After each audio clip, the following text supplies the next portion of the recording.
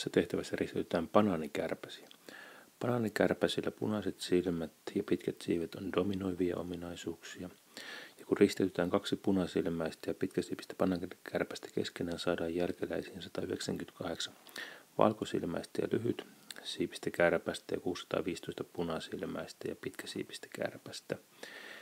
Ja kun lähdetään miettimään, että mitä kirjaimia tehtävissä käytetään, niin taas lähdetään siitä, että jos meillä on punaiset silmät ja pitkät siivet dominoivia ominaisuuksia, niin silloin valkoisen silmäväri ja lyhytsiipisyyden täytyy olla resessiivisiä ominaisuuksia.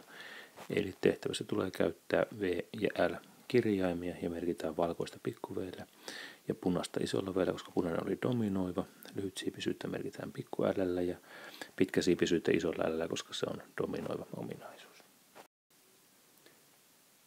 Ja tässä meillä on risteytyskaaviossa punasilmäinen pitkäsiipinen koiras, punasilmäinen pitkäsiipinen naaras, jotka on risteytetty keskenään ja saatu aikaa valkosilmäisiä lyhytsiipisiä ja punasilmäisiä pitkäsiipisiä jälkeläisiä. Ja nyt tämä, mikä on valkosilmäinen lyhytsiipinen, niin tällähän pitää kaikkien alleelien olla resessiivisiä.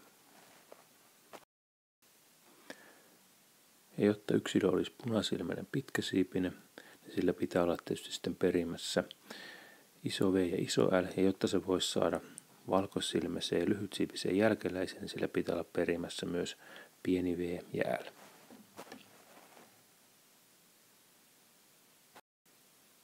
Eli kummatkin vanhemmista on heterozygootteja molempien geenien suhteen.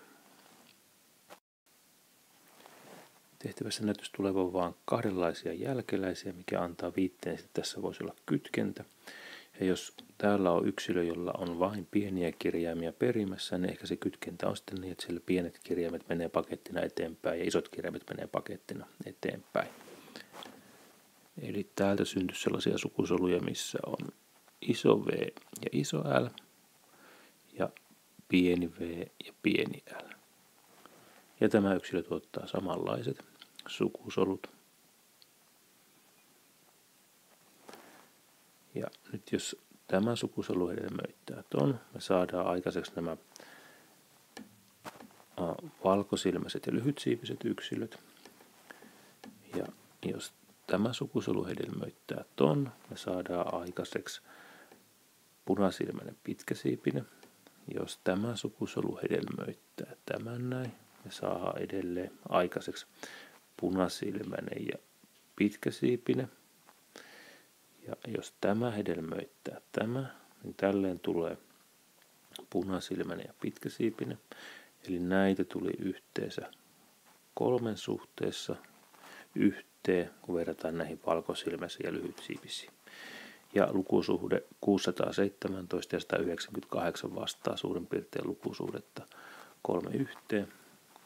Ja nyt jäi syntymättä kaikki sellaiset sukusolut, missä olisi ollut iso V ja pikku L tai pikku V ja iso L, eli syntyy vain kahdenlaisia sukusoluja. Eli tässä on kytkentä, isot alleelit menee yhdessä ja pienet alleelit menee yhdessä. Jos geenit olisi ollut eri kromosomeissa, niin tänne olisi pitänyt tulla 2 sukusolua lisää ja tänne olisi tullut 2 sukusolua lisää ja sen jälkeen olisikin tullut jälkeläisiä lukusuhteessa 9:3:3:1.